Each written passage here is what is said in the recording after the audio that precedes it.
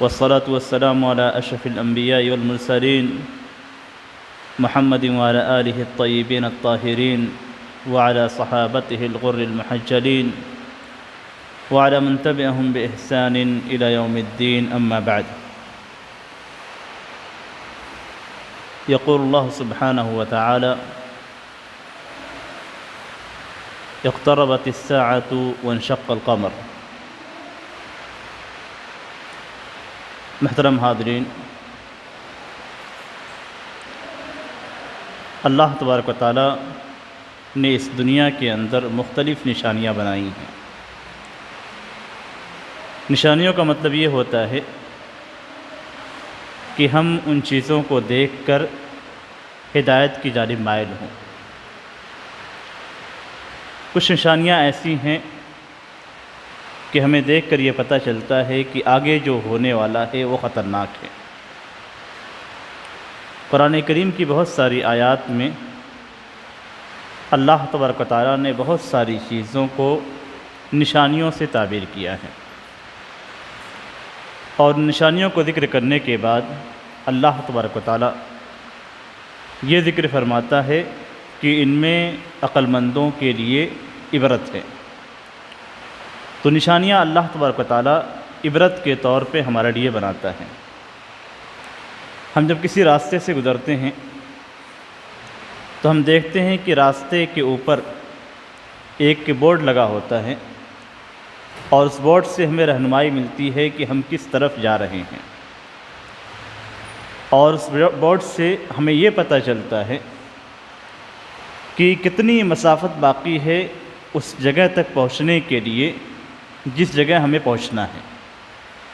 ہم جب سفر کرتے ہیں تو راستے میں کلومیٹر کے پتھر لگے ہوتے ہیں، سنگ میل ہوتا ہے، اور اس سے ہمیں اندازہ ہوتا ہے کہ ہمیں پہنچنے میں اتنا ٹائم باقی ہے، یا اتنے کلومیٹر کے بعد ہم اس مقام تک پہنچ جائیں گے. اسی طریقے سے اللہ تبارک و تعالیٰ نے قیامت کی علامتیں بتلائی ہیں. قیامت جس کے بعد اس دنیا کا خاتمہ ہو جائے گا اور ایک نئی دنیا ہمارے لیے ہوگی، اور اس نئی دنیا کے اندر اللہ تبارک و تعالیٰ ہمارا حساب و کتاب کرے گا، اور حساب و کتاب ہونے کے بعد ہمارے لیے یا تو جنت ہوگی یا جہنم ہوگی. اب اللہ تبارک و تعالیٰ نے جو نشانیاں بنائی ہیں انہیں علامات قیامت کہا جاتا ہے، انہیں اشراط الساعہ کہا جاتا ہے. قیامت کی علامتیں کئی ایک ہیں، اور ان علامتوں میں کچھ علامتیں ایسی ہیں جو چھوٹی ہیں، اور کچھ علامتیں ایسی ہیں جو بڑی ہیں. بڑی علامتیں جب واقع ہوتی ہیں تو اس کا مطلب یہ ہو گیا کہ قیامت نہایت قریب ہے، اور چھوٹی علامتیں جب نظر آتی ہیں تو اس کا مطلب یہ ہوتا ہے کہ قیامت آنے والی ہے. کب آئے گی یہ اس بات کی دلیل نہیں، اس بات کی کوئی دلیل نہیں ہے کہ کب آئے گی. قرآن کریم کے اندر متعدد مقام پہ اللہ تبارک و تعالیٰ فرماتا ہے کہ یہ لوگ آپ سے قیامت کے بارے میں پوچھتے ہیں، آپ کہہ دیجئے کہ اس کا علم اللہ تبارک و تعالیٰ کے پاس ہے. نبی اکرم صلی اللہ علیہ وسلم کے پاس حضرت جبریل علیہ السلام تشریف لاتے ہیں، جیسا کہ مسلم اور صحیح بخاری کی حدیث میں بھی ہے. مسلم کی حدیث تھوڑا طویل ہے، اس کے اندر حضرت جبریل علیہ السلام کے آنے کی کیفیت کو بیان کیا گیا. صحابہ کرام میں سے حضرت عمر بن خطاب رضی اللہ تعالیٰ عنہ اس حدیث کے راوی ہیں. وہ کہتے ہیں کہ ہم نبی اکرم صلی اللہ علیہ وسلم کے پاس بیٹھے ہوئے تھے کہ ایک شخص داخل ہوا، ایک اجنبی شخص. اس کے کپڑے کو دیکھ کر ہمیں ایسا اندازہ نہیں ہوتا تھا کہ یہ کہیں دور دراز سے سفر کر کے آیا ہوا ہے، اور یہ شخص ایسا تھا جس کو ہم میں سے کوئی بھی نہیں جانتا تھا، یعنی اپنے محلے کا بھی نہیں تھا، مدینے کا بھی رہنے والا نہیں تھا، اور کہیں دور سے آیا ہوا بھی نظر نہیں آتا تھا، اس لیے کہ اس کے بال بالکل اچھے انداز میں تھے، کپڑے اچھے انداز میں تھے. آتا ہے، آنے کے بعد نبی اکرم صلی اللہ علیہ وسلم کے پاس بیٹھ جاتا ہے، اور بیٹھنے کی جو کیفیت ہوتی ہے وہ اپنے گھٹنے کو نبی اکرم صلی اللہ علیہ وسلم کے گھٹنے سے ملا دیتا ہے، اور نبی اکرم صلی اللہ علیہ وسلم سے کئی سوالات پوچھتا ہے. نبی اکرم صلی اللہ علیہ وسلم سوال کا جواب دیتے ہیں تو جواب میں وہ شخص کہتا ہے کہ آپ نے سچ کہا۔ جب صحابہ کرام سنتے ہیں کہ اجنبی شخص ہے، آ کر پوچھتا بھی ہے، پوچھنے کے بعد جواب بھی ملتا ہے، اور جواب ملنے پہ کہتا ہے کہ آپ نے سچ کہا، تعجب کی بات ہے۔ اگر اسے پہلے سے معلوم ہے تو پھر نبی اکرم صلی اللہ علیہ وسلم سے پوچھ کیوں رہا ہے؟ آگے اسی حدیث کے اندر نبی اکرم صلی اللہ علیہ وسلم سے پوچھتا ہے کہ قیامت کب قائم ہوگی؟ نبی اکرم صلی اللہ علیہ وسلم فرماتے ہیں کہ جس سے پوچھا جا رہا ہے وہ پوچھنے والے سے زیادہ نہیں جانتا ہے، یعنی میرے پاس قیامت کے تعلق سے جو علم ہے وہی علم آپ کے پاس بھی ہے، یعنی میں بھی قیامت کے بارے میں نہیں جانتا اور آپ بھی قیامت کے بارے میں نہیں جانتے۔ پھر اس کے بعد پوچھتا ہے کہ قیامت کی نشانیاں کیا ہیں؟ نبی اکرم صلی اللہ علیہ وسلم انہیں نشانی بتلاتے ہیں، اور جب چلا جاتا ہے تو نبی اکرم صلی اللہ علیہ وسلم صحابہ کرام سے کہتے ہیں کہ اسے دوبارہ بلائے جائے۔ صحابہ کرام جاتے ہیں تو انہیں کچھ نظر نہیں آتا۔ پھر اس کے بعد نبی اکرم صلی اللہ علیہ وسلم فرماتے ہیں کہ یہ جبریل تھے، تمہیں تمہارا دین سکھلانے آئے تھے۔ اس حدیث کو ہم جب دیکھتے ہیں تو اس حدیث میں جو چیزیں بیان کی گئی ہیں اس میں قیامت کے تعلق سے، قیامت کی نشانیوں کے تعلق سے بھی بیان کیا گیا ہے۔ گویا قیامت کی نشانیوں کا جاننا ہمارے دین کا حصہ ہے۔ اگر کوئی شخص قیامت کی نشانیوں سے غافل ہے تو دین کے ایک بہت بڑے حصے سے غافل ہے۔ اس لیے کہ اس حدیث کے اندر 4 چیزوں کو بیان کیا گیا: ایمان کے تعلق سے، اسلام کے تعلق سے، عبادت کی کیفیت یعنی احسان کے تعلق سے، اور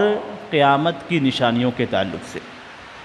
پھر نبی اکرم صلی اللہ علیہ وسلم فرماتے ہیں کہ یہ جبریل تھے جو تمہیں تمہارا دین سکھلانے آئے تھے۔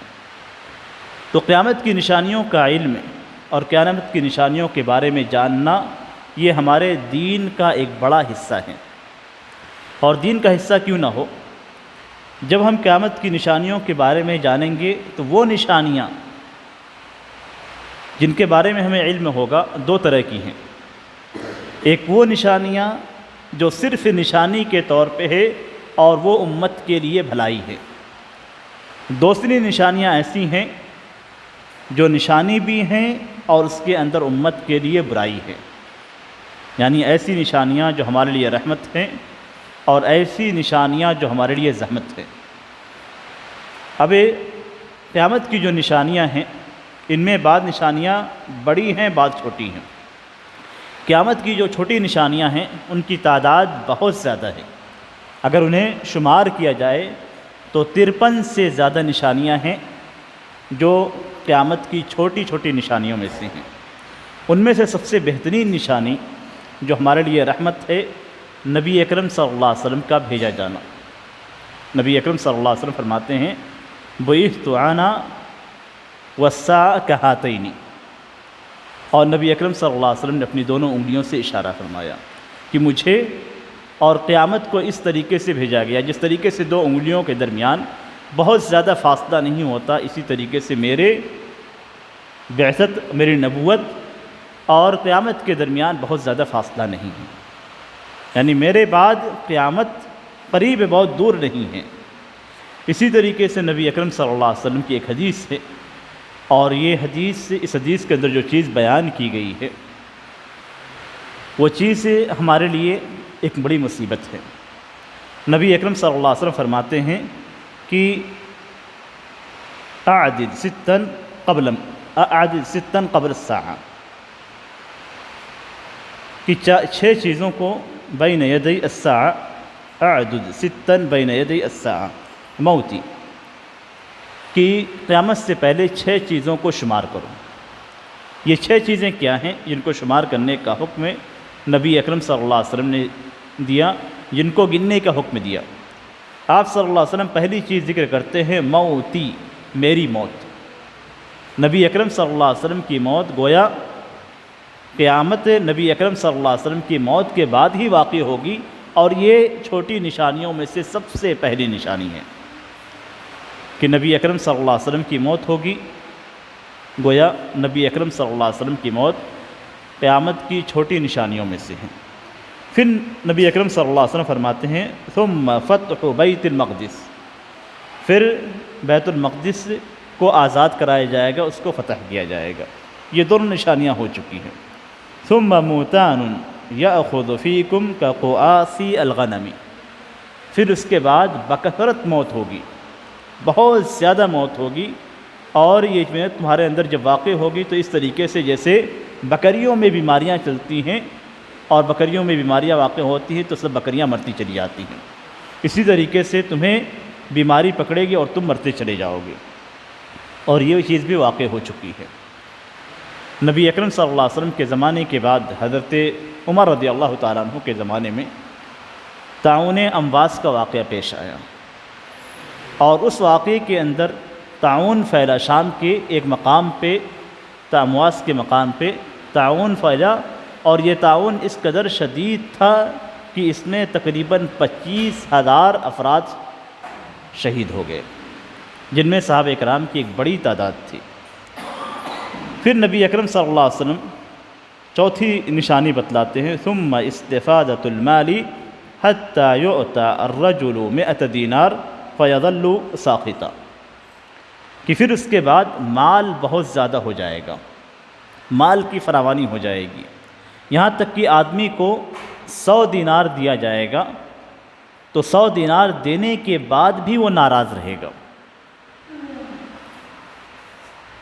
اتنے زیادہ مال کی فراوانی ہوگی۔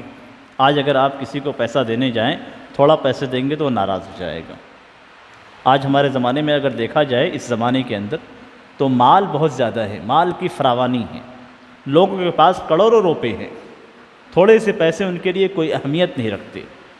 اور یہ مال کی فراوانی آگے زمانے میں اور زیادہ ہو جائے گی،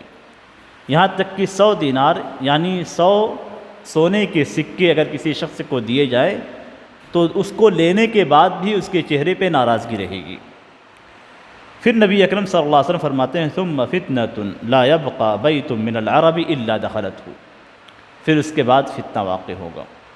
اور یہ فتنہ عرب کے ہر گھر کے اندر داخل ہو جائے گا۔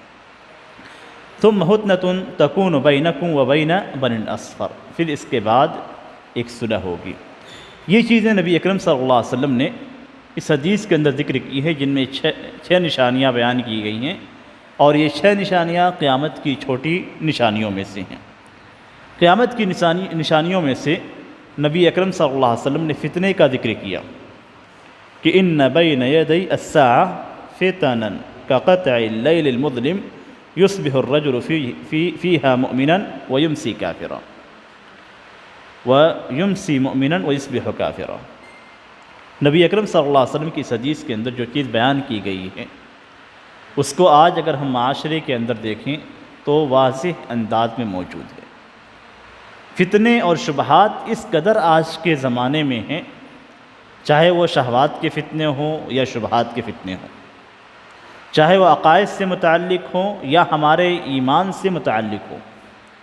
چاہے وہ فتنے ایسے ہوں جو انسان کی شہوت اور انسان کی رغبت سے متعلق ہوں، یا ایسے ہوں جو ان کے عقائد سے متعلق ہوں، افکار سے متعلق ہوں۔ آج ہمارے صحیح عقیدے پہ حملہ کیا جاتا ہے، ہمارے صحیح عقیدے کو بگاڑنے کی کوشش کی جاتی ہے، باطل افکار اور باطل نظریات کے افراد ہمارے صحیح اسلامی عقیدے پہ حاوی ہونے کی کوشش کرتے ہیں، مختلف طریقے سے لوگوں کو بہلانے کی کوشش کی جاتی ہے، کسی کو پیسہ دے کر، کسی کو زور زبردستی، کسی کے اوپر کچھ اور الزامات عائد کر کے، اس طریقے سے مختلف انداز میں فتنے ہمارے سامنے موجود ہیں۔ یہ وہ فتنے ہیں جو عقائد اور افکار سے متعلق ہیں، اور دوسرے فتنے اگر ہم دیکھتے ہیں تو ہمارے سامنے جو بات آتی ہے وہ یہ کہ اگر ہم مارکیٹ میں چلے جاتے ہیں تو ہمارے سامنے فتنہ ہی فتنہ موجود ہے، مختلف طریقے کا، مختلف انداز کا۔ ہمارے لیے مال بھی فتنہ ہے، ہمارے لیے اولاد بھی فتنہ ہے اس وقت، یعنی اولاد کی درستگی، اس کے اخلاق کی درستگی، اس کے ایمان کی حفاظت، یہ ساری چیزیں ایسی ہیں جو ہمارے لیے آج کے زمانے میں مصیبت بنی ہوئی ہیں۔ آج جس طریقے سے جوال اور موبائل عام ہے اور ہاتھوں میں موبائل ہے، اور ہر قسم کے فتنے موبائل کے ذریعے سے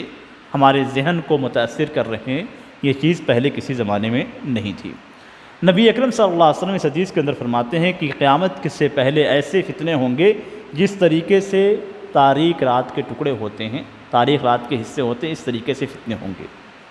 آدمی اس کے اندر صبح مومن ہوگا اور شام میں کافر ہو جائے گا، شام میں مومن ہوگا اور صبح کافر ہو جائے گا۔ اور یہ چیز ہمارے اندر پائی جاتی ہے۔ اگر ہم دیکھیں تو بہت سارے مسلمان ایسے ہیں جو ایسے کفریہ کلمات اپنی زبان سے نکالتے ہیں ان کو اس کا شعور بھی نہیں ہوتا۔ اللہ تبارک و تعالیٰ کے تعلق سے، اسلام کے تعلق سے، ایک مسلمان کی اس مسلمان کو جس طریقے سے رہنا چاہیے اور مسلمان اسلام کے جو ارکان ہیں، اسلام کے جو جزئیات ہیں، اس کا جس انداز میں مذاق اڑاتے ہیں وہ کافر ہو جاتا ہے۔ داڑھی پہ چٹکلے بنائے جاتے ہیں، اسلامی ایک شخص سے اگر کوئی نماز کا پابند ہے اس کے اوپر چٹکلے بنائے جاتے ہیں، شریعت کی مختلف چیزوں پہ چٹکلے بنائے جاتے ہیں، عالم کا مذاق اڑایا جاتا ہے، حفاظ کا مذاق اڑایا جاتا ہے، اماموں کا مذاق اڑایا جاتا ہے۔ یہ ساری چیزیں اسلام سے نکالنے والی، اسلام سے خارج کرنے والی ہیں، اور ہمیں شعور بھی نہیں ہوتا، اور ہم ان چٹکلوں کو، ان لطیفوں کو آگے بھی بڑھاتے ہیں اور خود مزے لیتے ہیں۔ جبکہ ہمارے سامنے غزوہ تبوک کا واقعہ موجود ہے کہ صحابہ کرام کے تعلق سے باتیں کہی گئی تھی، قرہ حضرات کے تعلق سے باتیں کی گئی تھی، مذاق میں وہ باتیں کہی گئی تھی، راستے کو کاٹنے کے لیے، سفر کو طے کرنے کے لیے وہ باتیں کہی گئی تھی تاکہ مذاق میں ہنستے ہوئے سفر کٹ جائے۔ لیکن اس پہ اللہ تبارک و تعالیٰ کیا فرماتا ہے؟ قل اب اللہ و آیاتہ و رسولہ کنتم تستہزئون، کیا تم اللہ اور اس کے رسول، اس کی کتاب کے ساتھ، اس کی آیات کے ساتھ تم مذاق کر رہے ہو؟ مذاق کسی کا اڑایا گیا، لیکن اللہ تبارک و تعالیٰ اپنے تعلق سے کہتا ہے لا تعتذروا قد کفرتم بعد ایمانکم، کہ تم عذر نہ پیش کرو، یہ باتیں کہنے کے بعد تو اس اسلام سے خارج ہو گئے ہو۔ اور یہ چیز ہمارے اندر پائی جاتی ہے، موبائلوں کے اندر ہم علماء کا مذاق اڑاتے ہیں، قرآنی آیات میں جو باتیں بتائی گئی ہیں اس کا مذاق اڑاتے ہیں، داڑھی کو ٹارگٹ کرتے ہیں، اس کا مذاق اڑاتے ہیں، مختلف چیزوں کا مذاق اڑاتے ہیں، اور یہ مذاق کبھی کبھی اسلام سے خارج کرنے والا ہوتا ہے۔ اسی طریقے سے قیامت کی چھوٹی نشانیوں میں نبوت کا دعویٰ کرنے والے کا ظہور۔ نبی اکرم صلی اللہ علیہ وسلم کا فرمان ہے لا تقوم الساعة حتى يبعث دجالون كذابون قريبا من 30 كلهم يزعم انه رسول اللہ، کہ قیامت اس وقت تک قائم نہیں ہوگی جب تک 30 کے قریب جھوٹے دجال قسم کے نبوت کا دعویٰ کرنے والے نہ نکل جائیں۔ ہندوستان کے اندر ہی ہم دیکھتے ہیں تو ہندوستان کے اندر نبوت کا دعویٰ کرنے والے کئی افراد نکلے۔ آج کے ابھی قریب کے زمانے میں نبوت کا دعویٰ کرنے والے موجود تھے۔ نبی اکرم صلی اللہ علیہ وسلم کے زمانے میں بھی نبوت کا دعویٰ کیا گیا، آپ صلی اللہ علیہ وسلم کی وفات کے بعد بھی حضرت ابوبکر رضی اللہ تعالیٰ عنہ کے زمانے میں نبوت کا دعویٰ کیا گیا، اور حضرت ابوبکر رضی اللہ تعالیٰ عنہ نے ان سے قتال کیا، اور اس میں قرہ شہید کیے گئے، اور ان کی شہادت کی وجہ سے قرآن کریم کو موجودہ صورت میں جمع کیا گیا۔ اس کے بعد حضرت عثمان رضی اللہ تعالیٰ عنہ نے مکمل طور سے اس کا تصفیہ کیا اور جمع کیا، جو آج ہمارے سامنے قرآن موجود ہے۔ تو نبی اکرم صلی اللہ علیہ وسلم کی یہ بات کہ قیامت سے پہلے، قیامت کے قیام سے پہلے 30 دجال اور کذاب قسم کے نبوت کا دعویٰ کرنے والے نکلیں گے۔ اس سے ہمیں یہ ملتا ہے کہ قیامت کے قریب اور قیامت سے پہلے اس طرح کے افراد موجود ہوں گے جو نبوت کا دعویٰ کریں گے، اور نبی اکرم صلی اللہ علیہ وسلم فرماتے ہیں کہ سارے کے سارے یہ دعویٰ کریں گے کہ وہ اللہ کے رسول ہے، اللہ کے نبی ہیں، اور نبی اکرم صلی اللہ علیہ وسلم کے بعد کوئی نبی نہیں ہے، جیسا کہ قرآن کریم کے اندر بھی وضاحت کر دی گئی، اور نبی اکرم صلی اللہ علیہ وسلم نے اپنی احادیث میں بھی وضاحت کی۔ اب اگر کوئی شخص نبوت کا دعویٰ کرتا ہے اور کوئی ایسی نشانی پیش کرتا ہے جس کی وجہ سے ہمیں یہ لگتا ہے کہ یہ اپنی بات میں سچا ہے، تو معجزہ نہیں ہے، اسے ہم معجزہ نہیں قرار دیں گے۔ آج کے زمانے میں بہت سارے افراد ایسے ہیں جو آپ کو بہت ساری پوشیدہ چیزوں کے بارے میں بتلا دیں گے، اصل میں شیاطین کا ایک سلسلہ ہوتا ہے زمین سے لے کر آسمان تک۔ جب اللہ تبارک و تعالیٰ کسی چیز کی وحی کرتا ہے تو شیاطین ایک دوسرے کے اوپر سوار ہوتے ہوئے آسمان تک پہنچ جاتے ہیں، اور آسمان میں جب وحی کی جاتی ہے تو اس وحی کا کوئی حصہ چرا لیا جاتا ہے۔ فرشتے جب آپس میں بات کرتے ہیں تو یہ جن اور شیاطین اللہ تعالیٰ نے انہیں قدرت دی ہے، طاقت دی ہے، ورنہ اللہ کی اذن کے بغیر یہ کچھ بھی نہیں کر سکتے ہیں۔ تو یہ کوئی حصہ وہاں سے چرا لیتے ہیں، اور پھر وہ شخص جو سب سے اوپر رہتا ہے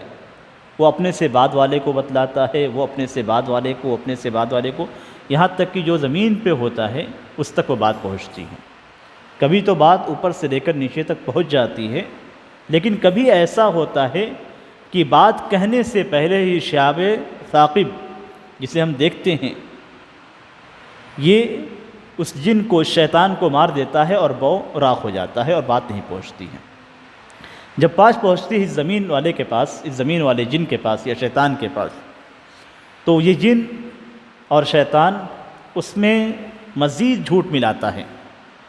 اور جھوٹ ملانے کے بعد کاہن کے پاس جاتا ہے اور کاہن سے کہتا ہے کہ ایسا ہونے والا ہے۔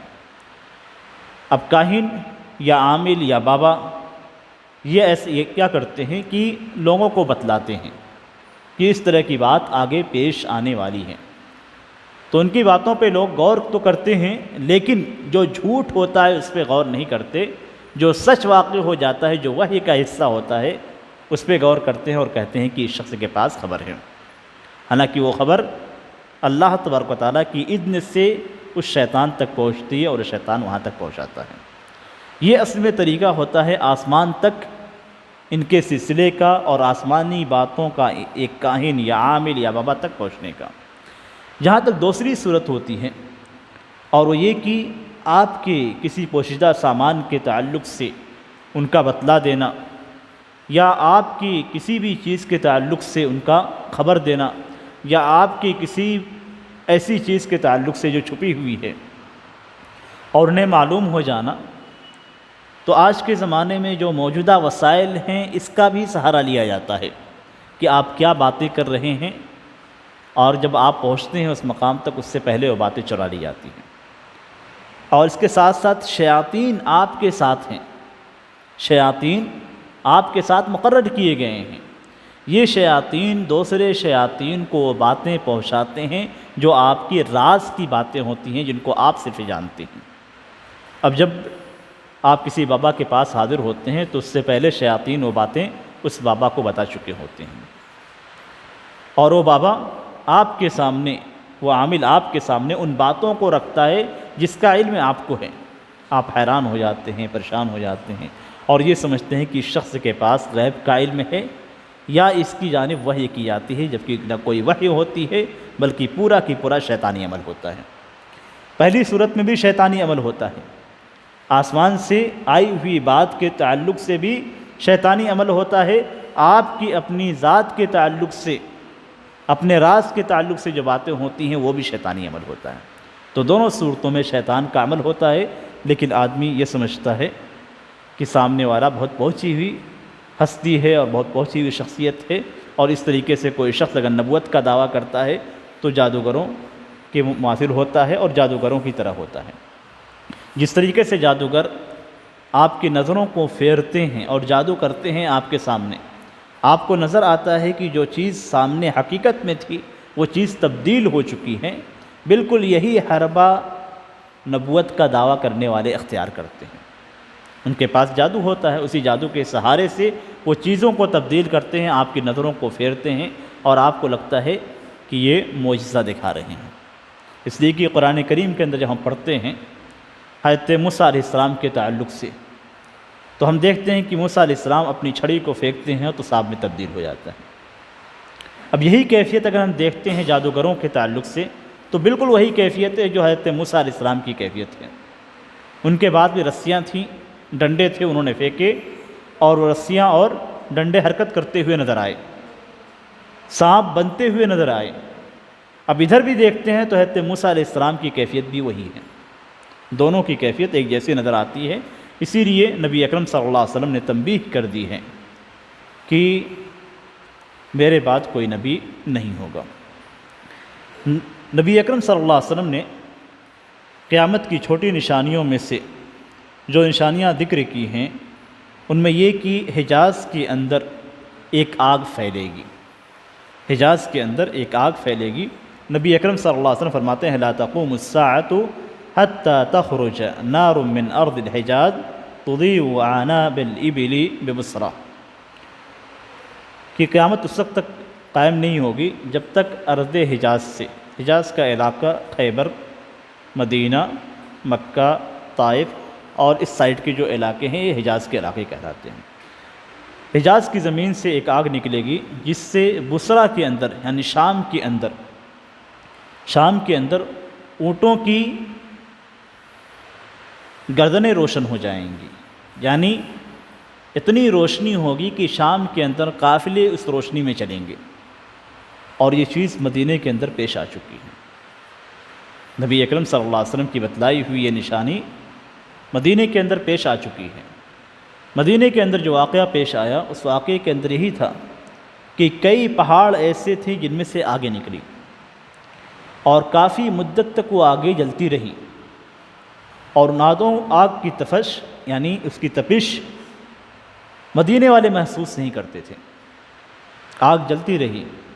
یہاں تک کہ قریب جانے کے بعد جب اس کے اندر کوئی لوہے کا ٹکڑا ڈالا جاتا تو وہ حصہ جو آگ میں ڈالا جاتا پگھل جاتا، لیکن جو شخص سے پکڑے ہوتا تھا یا جو شخص اس کے اندر ڈالتا تھا اسے کسی بھی قسم کا کوئی نقصان نہیں پہنچتا تھا۔ آج بھی اگر آپ مدینے کے اندر جائیں تو بہت سارے پہاڑ ایسے ہیں جو جلے ہوئے ہیں، آپ بڑا سا پتھر اٹھائیں گے تو بالکل ہلکا ہے، جلے ہوئے اگر پتھر آپ اٹھاتے ہیں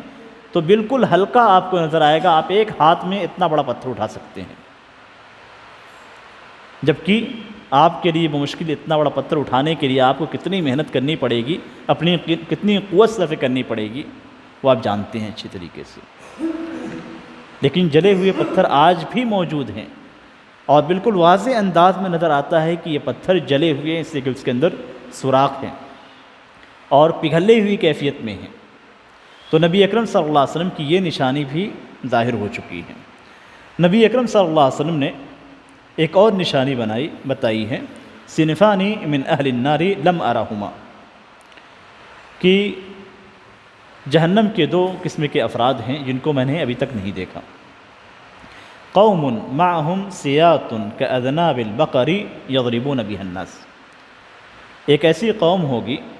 جن کے پاس کوڑے ہوں گے اور یہ کوڑے گائے کے دم کی طرح ہوں گے اور اس سے لوگوں کو ماریں گے، اور یہ چیز ابھی تک واقع نہیں ہوئی ہے، ابھی تک یہ چیز نظر میں نہیں آئی ہے کہ کسی بھی زمانے کے اندر کچھ ایسے افراد رہے ہوں جن کے پاس کوڑے ہوں اور ان کوڑوں کی شکلیں گائے کے دم کی طرح ہو اور اس سے لوگوں کو مارتے پھریں۔ لیکن اس کے اندر جو دوسری چیز بیان کی گئی ہے وَنِسَاءٌ كَاسِيَاتٌ عَارِيَاتٌ مَائِلَاتٌ مُمِيلَاتٌ، کہ کچھ عورتیں ہوں گی جو کپڑے تو پہنے ہوں گی، ان کے بدن پہ کپڑے آپ کو نظر آئیں گے، لیکن کپڑے پہننے کے باوجود وہ ننگی ہوں گی۔ آج کے زمانے میں اکثر عورتوں کی کیفیت یہی ہے کہ کپڑے پہنے ہوتی ہیں لیکن بدن کپڑوں کے باہر سے نظر آتا ہے۔ کاسیات عاریات، کپڑے پہنے ہوں گی لیکن کپڑے پہننے کے باوجود وہ ننگی ہوں گی۔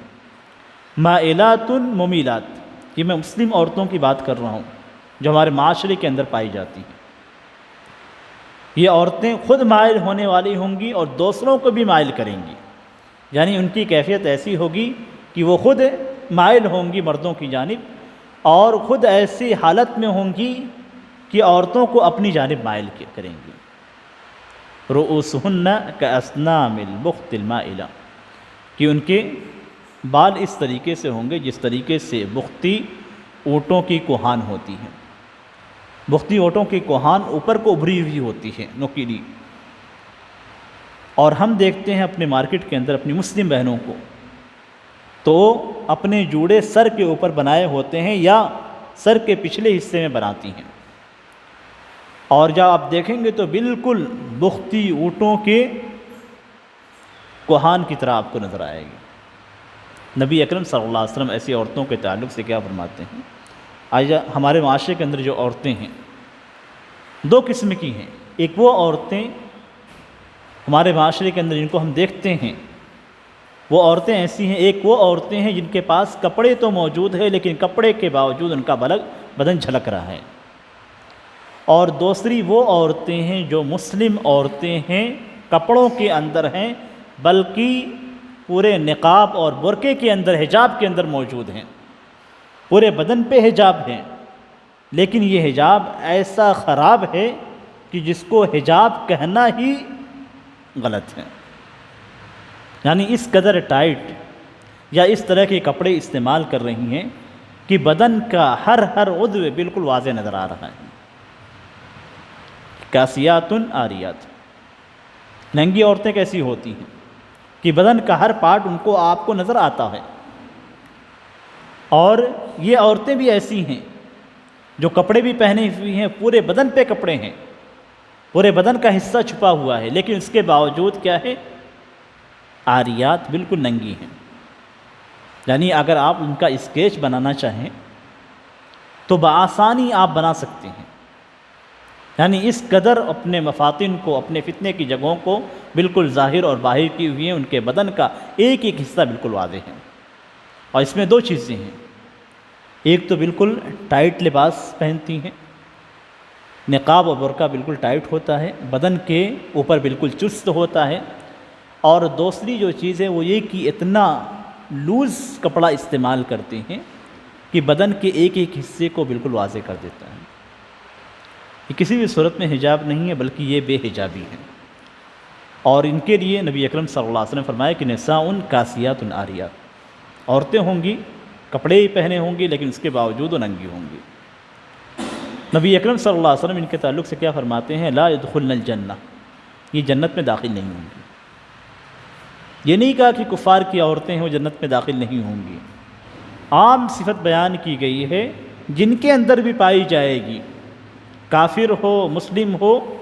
لا يدخلن الجنہ, ہی جنت میں داخل نہیں ہوں گی. ولا یجدن ریحہا, اور نہ ہی جنت کی خوشبو انہیں ملے گی.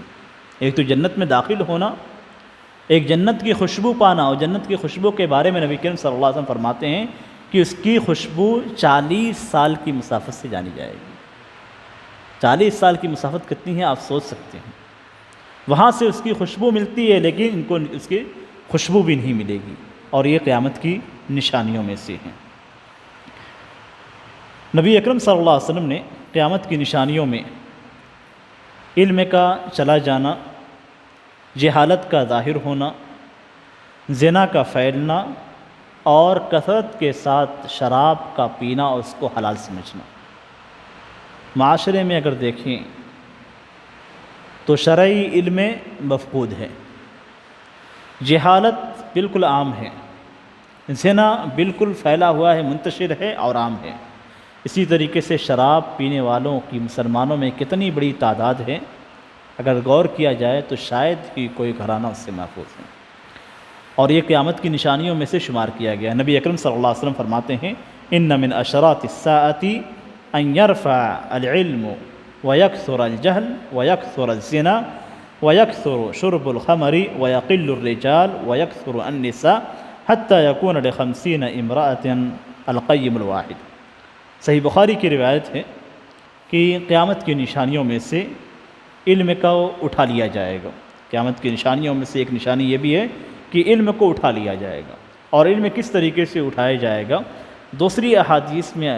نبی اکرم صلی اللہ علیہ وسلم فرماتے ہیں کہ علم کو چھینا نہیں جائے گا.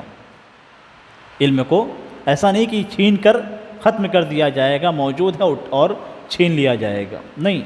بلکہ اللہ تبارک و تعالیٰ علم کو اٹھائے گا تو علماء کو اٹھا کر علم کو اٹھائے گا. علماء فوت ہو جائیں گے, علماء مر جائیں گے, اور اس طریقے سے دھیرے دھیرے علم ضائع ہوتا جائے گا. اب اگر ہم غور کریں تو صحابہ کرام سے لے کر آج کے زمانے تک جو علم صحابہ کرام کے پاس تھا وہ تابعین کے پاس نہیں ہے, جو تابعین کے پاس تھا وہ تبع تابعین کے پاس نہیں ہے. یعنی اتنا پختہ علم اور اتنا وسیع علم, دونوں چیزیں. پختگی کس طریقے سے ہوتی ہے؟ دین کے اصول، ضوابط، قواعد، استنباط، یہ ساری چیزیں آپ کو معلوم ہیں، تو ایسی صورت میں آپ کے پاس دین کو سمجھنے کا ملکہ ہے، آپ کے پاس علم ہے۔ صحابہ کرام کے پاس جو چیز تھی وہ تابعین کے پاس تھی، تابعین کے پاس جو تھی وہ تبع تابعین۔ اس طریقے سے جتنا زمانہ گزرتا جا رہا ہے، علم دھیرے دھیرے مفقود ہوتا جا رہا ہے، دھیرے دھیرے علم ختم ہوتا جا رہا ہے۔ تو اللہ تبارک و تعالیٰ کے یہاں علم اسی طریقے سے اٹھایا جائے گا، لیکن قیامت کے قریب اس کا اٹھایا جانا زیادہ ہو جائے گا۔ نبی اکرم صلی اللہ علیہ وسلم نے جو بات بیان کی وہ یہ کہ علم اٹھا لیا جائے گا اور جہل پھیل جائے گا، جہالت پھیلے گی، لوگوں کے پاس علم نہیں ہوگا۔ آج اگر ہم دیکھتے ہیں تو بہت سارے آپ کو علماء کے نام سے مل جائیں گے، لیکن باتیں جہالت کی ہوں گی۔ علماء حق، صحیح علم آپ کو خال خال کسی کے اندر نظر آئے گا۔ ہمیں کوئی مسئلہ پیش آتا ہے تو ہمیں تلاش کرنا پڑتا ہے کہ کس شخص سے ہم مسئلہ پوچھیں، کون شخص ہے جس کے پاس ہم جائیں تو ہمیں صحیح بیان کرے، ہمیں اطمینان بخش جواب دے۔ اس کے لیے ہمیں تلاش کرنا پڑتا ہے۔ ایک شخص سے پوچھتے ہیں تو کچھ اور کہتا ہے، دوسرے سے پوچھتے ہیں تو کچھ اور کہتا ہے، اور ہم کنفیوژن کا شکار ہو جاتے ہیں کہ اس کی بات کو مانیں یا اس کی بات کو مانیں۔ تو ہمیں کہیں صحیح علم کا کوئی مرجع نظر نہیں آتا ہے۔ آپ ہندوستان میں اگر علماء اہل حدیث، کبار علماء اہل حدیث کو ڈھونڈیں کہ کوئی شخص، کوئی عالم آپ کو ایسا مل جائے جس سے بات قول فیصل ہو، یعنی کوئی مسئلہ پیش آتا ہو تو وہ شخص سے بول دے کہ ہاں اس کا یہ جواب ہے، یا اس مسئلے کے اندر آپ کے سوال کا یہ جواب ہے اور اس مسئلے کا یہ حل ہے، آپ ڈھونڈیں گے تو آپ کو نہیں ملے گا۔ اور یہ بدنصیبی ہے ہماری قوم کی بھی، اہل حدیث قوم کی بھی بدنصیبی ہے،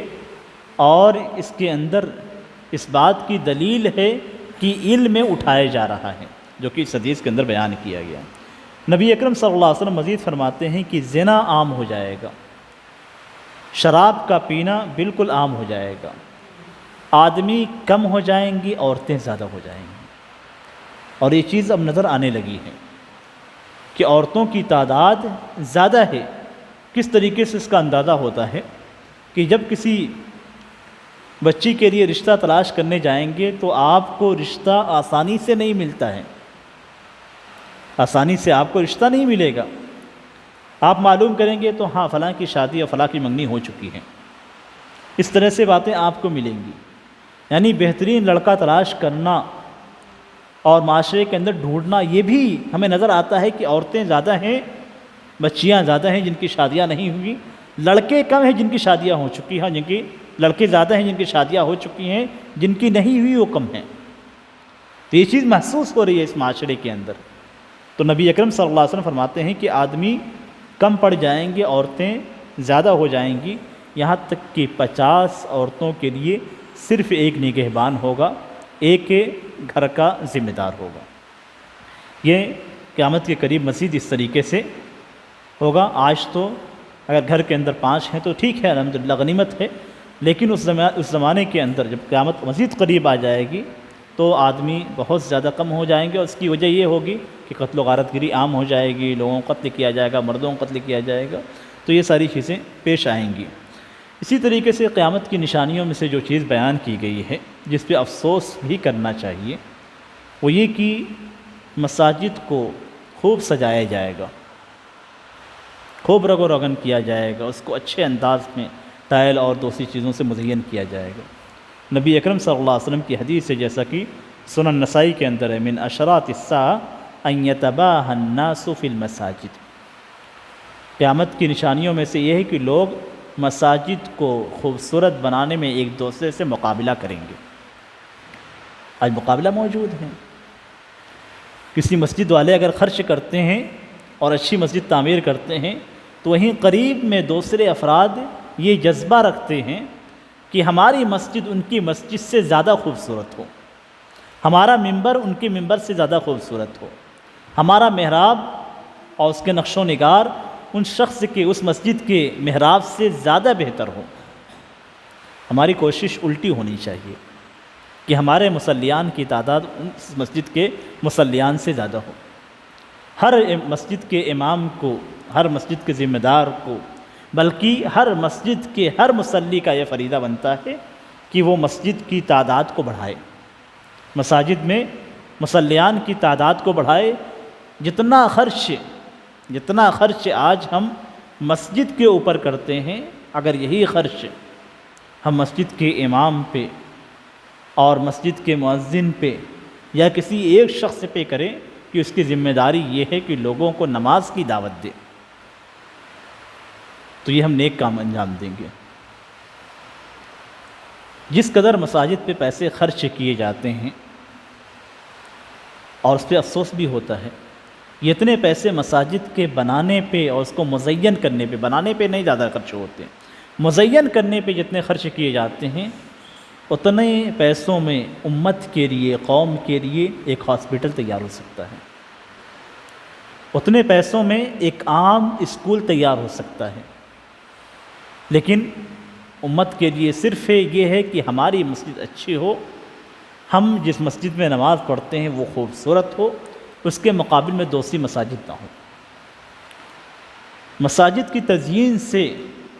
نماز کی قبولیت کا کوئی تعلق نہیں ہے۔ آپ کی مسجد جیسی بھی ہو، آپ کی نماز اچھی ہے تو آپ کی نماز قبول ہو رہی ہے۔ آپ کی مسجد اچھی ہے، اس کا کوئی تعلق، کسی بھی طرح کا کوئی تعلق قوم کی اصلاح سے نہیں ہے۔ قوم کیا کرتی ہے؟ آپ قوم کو اگر دیکھنا چاہیں تو جن مساجد کے اندر اے سی لگی ہوئی ہیں،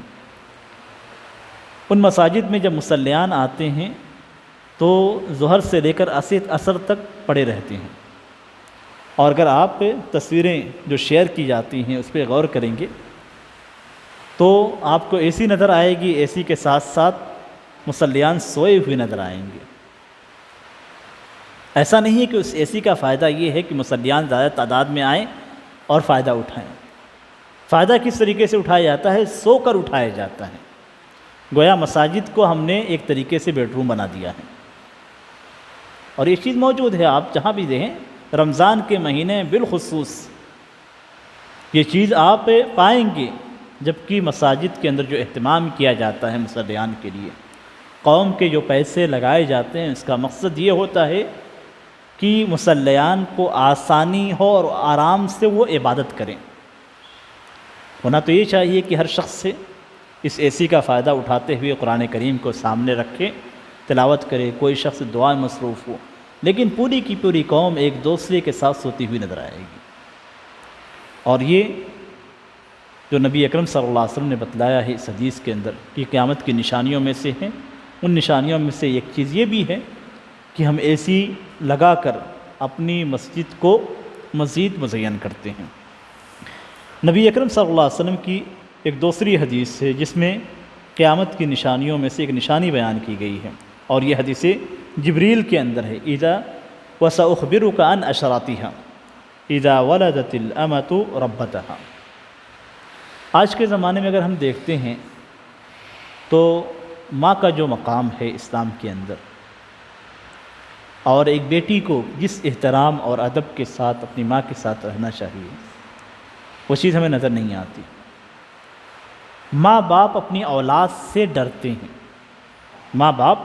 اپنی اولاد سے ڈرتے ہیں کہیں بیٹا میرے ساتھ بدتمیزی نہ کر دے۔ خوف اس بات کا نہیں ہے کہ بیٹا کھانا نہیں کھائے گا، خوف اس بات کا نہیں ہے کہ بیٹا میری بات کی وجہ سے سو نہیں پائے گا، نہیں، خوف اس بات کا ہے کہ کہیں بیٹا میری باتوں کا جواب نہ دے دے، کہیں بیٹا مجھے کچھ برا بھلا نہ کہہ دے، بلکہ حد تو یہ ہے کہ خوف اس بات کا ہوتا ہے کہ کہیں ہماری اولاد ہمارے اوپر ہاتھ نہ اٹھا دے۔ اور اس میں کوتاہی ان کی نہیں ہے، کوتاہی ہماری ہے کہ ہم نے اپنی اولاد کو جس طریقے سے پالنا چاہیے تھا، جس انداز میں اسے رکھنا چاہیے تھا، ہم نے نہیں رکھا۔ آج سے پہلے پیچھے زمانے میں جائیے تو آج ہم کسی بچے کو اگر کوئی شخص مارتا ہے تو ہم مایوب سمجھتے ہیں کہ فلاں شخص اپنے بیٹے کو اس طریقے سے مار رہا ہے، جبکہ آپ 20 سال 30 سال پہلے چلے جائیں یا ہمارے بچپنے میں چلے جائیں تو باپ کا اپنے بیٹے کو مارنا یہ کبھی بھی برا نہیں سمجھا جاتا تھا، اور باپ اپنے بیٹے کو کبھی بلا وجہ نہیں مارتا تھا، غلطی ہوتی تھی تو مار کھاتا تھا۔ اور اس مار کا نتیجہ یہ تھا کہ آج جو آپ دیکھ رہے ہیں بزرگوں کو، آپ جو ادھیڑ عمر کے افراد کو دیکھ رہے ہیں، ان کو کبھی اپنے والدین کے ساتھ بدتمیزی کرتے ہوئے نہیں پائیں گے، الا یہ کہ کوئی والد یا والدہ خود اپنے بیٹے کے تعلق سے اپنی ذمہ داری نہ نبھائی۔ لیکن آج وہ افراد جو اپنے بیٹوں کو مارتے ہیں دوسروں کی نظروں میں برے سمجھے جاتے ہیں، حالانکہ باپ سب سے زیادہ اپنے بیٹے سے محبت کرتا ہے، اپنی اولاد سے باپ جیسی محبت کرتا ہے کوئی دوسری شخص نہیں کر سکتا ہے، لیکن اس کے باوجود اس کا مارنا لوگوں کے لیے برا نظر آتا ہے، جبکہ حقیقت یہ ہے کہ وہ اپنے اولاد کو اس لیے مارتا ہے تاکہ اس کی اصلاح ہو سکے، ایسا نہیں ہے کہ بلا وجہ مارتا ہے۔ نبی اکرم صلی اللہ علیہ وسلم نے جو حدیث بیان کی وہ یہ کہ قیامت کی نشانیوں میں سے یہ ہے کہ لونڈی اپنی مالکن کو جنم دے گی۔ کئی شرح اور کئی تفسیریں اس کی بیان کی گئی ہیں، کئی معنی اس کے بیان کیے گئے ہیں، جن میں سے ایک معنی یہ بھی بیان کیا گیا ہے کہ حقیقت میں لونڈی اپنے مالکن کو جنے گی، لونڈی ہوگی اور بیٹا جنم دے گی، بیٹا اس کے آقا کا ہوگا تو آقا مالک قرار پاتا ہے، اس طریقے سے وہ اس کا مالک ہو جائے گا۔ لیکن دوسرے جو الفاظ ہیں، دوسری جو باتیں جو معنی بیان کیے گئے ہیں، ان میں یہ ہے کہ اس قدر بیٹیاں ماؤں پہ حاوی ہو جائیں گی کہ گویا حقیقت میں بیٹیاں ہی مالکن ہیں اور مائیں ان کی لونڈی ہیں، مائیں خادم ہیں۔ اب اگر اس انداز میں اگر آپ دیکھتے ہیں تو آج کے زمانے میں بیٹیوں سے، جیسا کہ میں نے کہا کہ اولاد سے والدین ڈرتے ہیں، بیٹیوں سے ڈرتے ہیں، اور اس کی وجہ یہی ہوتی ہے کہ بیٹیاں چیختی ہیں، چلاتی ہیں اور والدین کے ساتھ بدتمیزی کرتی ہیں۔ تو قیامت کی یہ نشانیاں آج کے زمانے میں پائی جاتی ہیں۔ آج کے زمانے میں ایک اور نشانی جو اسی حدیث جبریل کے اندر بیان کی گئی تھی، وَأَن تَرَى الْحُفَاةَ الْعُرَاةَ الْعَالَةَ رُعَاءَ الشَّاءِ يَتَطَاوَلُونَ فِي الْبُنْيَانِ، کہ آپ دیکھیں گے کہ جو ننگے پیر رہتے تھے، ننگے بدن رہتے تھے اور فقیر قسم کے تھے، بکریوں کو چراتے تھے، اونچی اونچی بلڈنگیں تعمیر کرنے میں ایک دوسرے سے سبقت لے جائیں گے۔ یہ کیفیت اگر حقیقت میں دیکھا جائے تو عرب کی جو کیفیت تھی کچھ سالوں پہلے عرب کی جو کیفیت تھی بالکل فٹ بیٹھتی ہیں۔ عرب کے اندر آج کے زمانے میں جس قدر بلڈنگوں کے بنانے کا رواج ہے، اونچی سے اونچی بلڈنگیں آپ کو عرب میں مل جائیں گی، جبکہ حقیقت میں ان کو دیکھا جائے تو یہ بدو اور دیہاتی تھے جو بغیر چپل کے ہی دوڑتے رہتے تھے، اور جن کے بدن پہ صرف چند کپڑے ہوتے تھے جس سے وہ اپنی ستر کو ڈھانپتے تھے، ان کے اندر امیری بھی نہیں تھی، اور یہ لوگ بکریوں کے چرواہے بھی تھے۔ اور آج دیکھیں تو حقیقت میں ان کی نسلیں اونچی اونچی بلڈنگیں بنا رہی ہیں اور ایک دوسرے سے سبقت لے جا رہی ہیں، یہ چیز موجود ہے۔ لیکن اس چیز کا مطلب یہ نہیں ہوتا، جیسا کہ بعض افراد ایسے ہوتے ہیں جو عرب کے اندر غلطیاں ہی تلاش کرتے ہیں کہ انہیں کوئی غلطی ملے یا کوئی بھی حدیث کسی بھی طریقے سے عرب پہ فٹ بیٹھتی ہو تو اس کو ہم بیٹھا دیتے ہیں، اس کو منتشر کرتے ہیں۔ اور بالخصوص نہ جانے ہندوستان میں لوگوں کو عرب سے کون سی نفرت ہے کہ ہمیشہ عرب کے لیے برائیاں ہی تلاش کرتے ہیں، جبکہ اگر غور کریں تو نبی اکرم صلی اللہ علیہ وسلم عرب کے خالص قبیلے قریش تھے۔ اگر ہم عرب سے نفرت کرتے ہیں تو گویا ایک طریقے سے نبی اکرم صلی اللہ علیہ وسلم کے قبیلوں سے نفرت کرتے ہیں۔ عرب سے نفرت کرتے ہیں تو عرب کے تعلق سے نبی اکرم صلی اللہ علیہ وسلم نے جو تعریف کی ہے وہ تعریف ہم ایک طرف رکھ دیتے ہیں۔ یہاں بھی جو چیز ہے وہ چیز دیکھی جاتی ہے اور قیامت کی نشانیوں میں سے ہے، اور اس کو تنقید کے طور پہ پیش کیا جاتا ہے، اس کو تنقید کے طور پہ پیش کیا جاتا ہے کہ یہ قیامت کی نشانیوں میں سے ہیں، اور یہ جو تعمیر کی جا رہی ہے یہ گویا قیامت کی نشانیوں کو قریب کیا جاتا ہے۔ اب ان کی عقل کو کیا کہا جائے؟ نبی اکرم صلی اللہ علیہ وسلم نے کیا فرمایا کہ میں اور قیامت دونوں اس طریقے سے بھیجا گئے، بعثت انا والساعۃ کہاتین۔ تو کیا نبی اکرم صلی اللہ علیہ وسلم کی بعثت بھی مذموم قرار پائے گی؟ ظاہر سی بات ہے نہیں۔ نبی اکرم صلی اللہ علیہ وسلم فرماتے ہیں کہ قیامت سے پہلے 6 چیزوں کو شمار کرنا، سب سے پہلی چیز جو ذکر کرتے ہیں کہ میری موت۔ نبی اکرم صلی اللہ علیہ وسلم کی موت مصیبت ہے، لیکن کیا اسے ہم قیامت کی نشانیوں میں سے ان نشانیوں میں شمار کریں گے جس کا ذکر کرنا مناسب نہیں ہوتا، جس کو مذموم طور پہ ہم پیش کرتے ہیں، تنقید کے طور پہ پیش کرتے ہیں؟ یہاں بھی وہی کیفیت ہے کہ حدیث کو ہم نے پا لیا اور اس کے بعد اس کو عرب کے اوپر فٹ کر لیا، اور عرب کے تعلق سے ہم یہ عقیدہ رکھتے ہیں اور یہ بات سمجھتے ہیں کہ وہ سب سے بری قوم ہے۔ ہندوستان کے اندر یہی چیز ہے، جبکہ حقیقت میں اگر عرب کے اندر جو خوبیاں ہیں وہ خوبیاں اگر ہم دیکھیں تو ہم اور ہمارے اور ان کے درمیان کسی بھی قسم کا موازنہ اور مقابلہ نہیں ہے۔ ہم بالکل نیچے درجے پہ ہیں، اور عرب کے اندر جو خوبیاں ہیں وہ بالکل اعلیٰ درجے کی ہیں۔ دونوں کے درمیان کوئی مناسبت نہیں ہے، اور اس چیز کو ہر وہ شخص سے اچھی طریقے سے جان سکتا ہے جس نے سعودی عرب کے اندر قیام کیا ہو، عمرے کے لیے گیا ہو یا حج کے لیے گیا ہو۔ اس نعمت کو وہ اچھی طریقے سے محسوس کرتا ہے کہ اسلام میں امن و امان،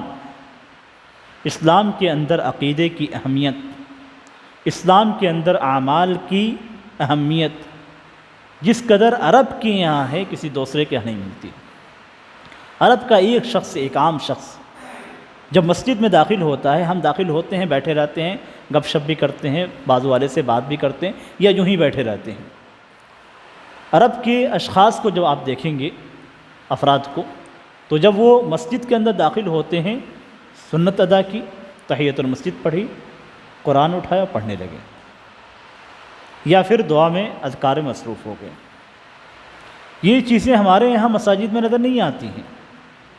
مساجد میں خال خال آپ دیکھیں گے کسی کو کہ وہ قرآن کریم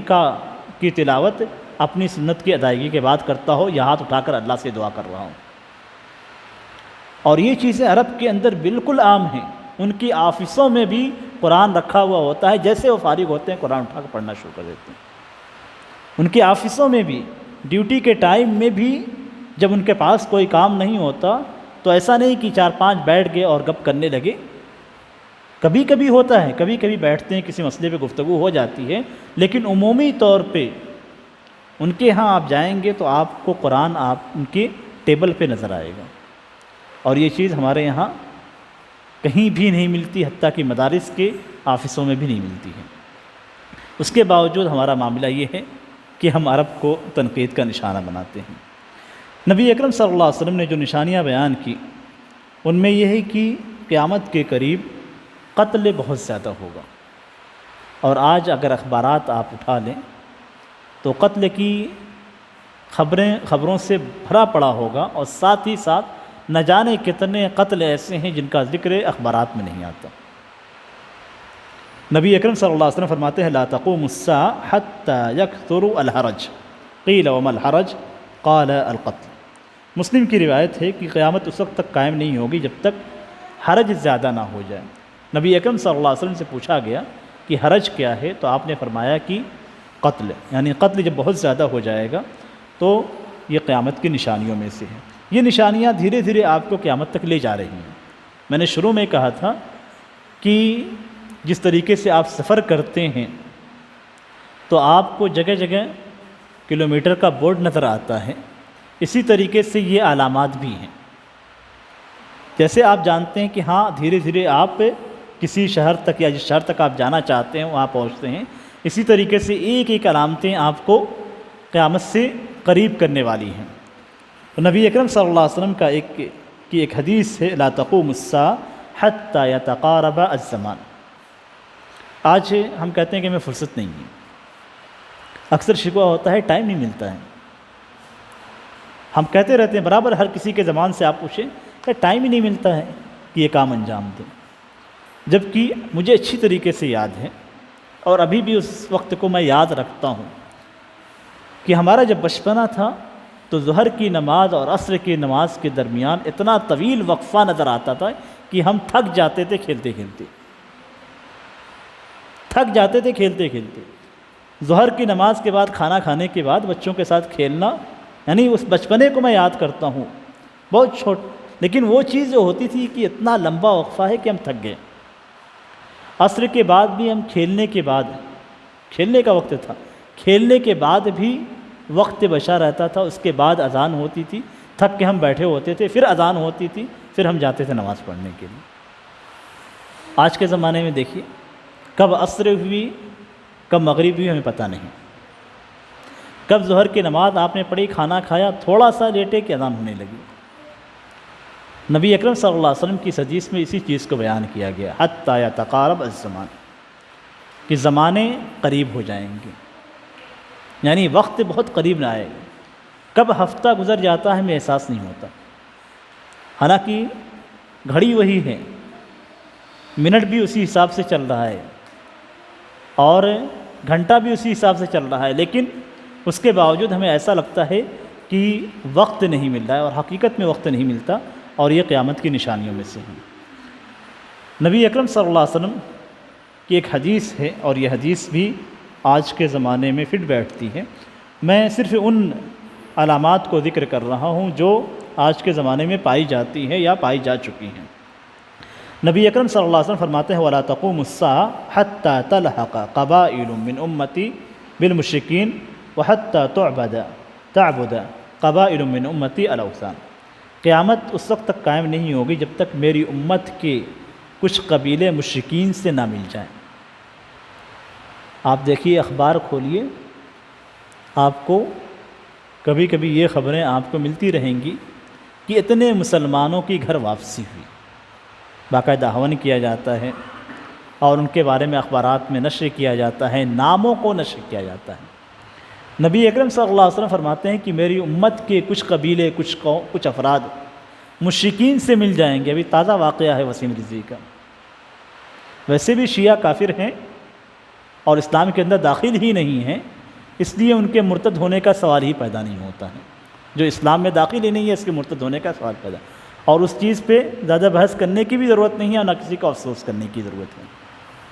لیکن حقیقت میں آپ دیکھیں جو افراد مسلمان ہیں، صحیح کلمہ گو ہیں، ان میں بھی بہت سارے افراد کے تعلق سے اخبارات میں پڑھیں گے کہ ان کی گھر واپسی ہوئی، یعنی وہ مرتد ہو گئے۔ نبی اکرم صلی اللہ علیہ وسلم نے یہاں پہ بالمشرکین کا لفظ استعمال کیا ہے کہ مشرکوں کے ساتھ مل جائیں گے، اور ہمارے ہندوستان میں مشرک ہی رہتے ہیں، تو حدیث بالکل فٹ بیٹھتی ہے۔ اور نبی اکرم صلی اللہ علیہ وسلم یہ فرماتے ہیں کہ وَحَتَّى تَعْبُدَ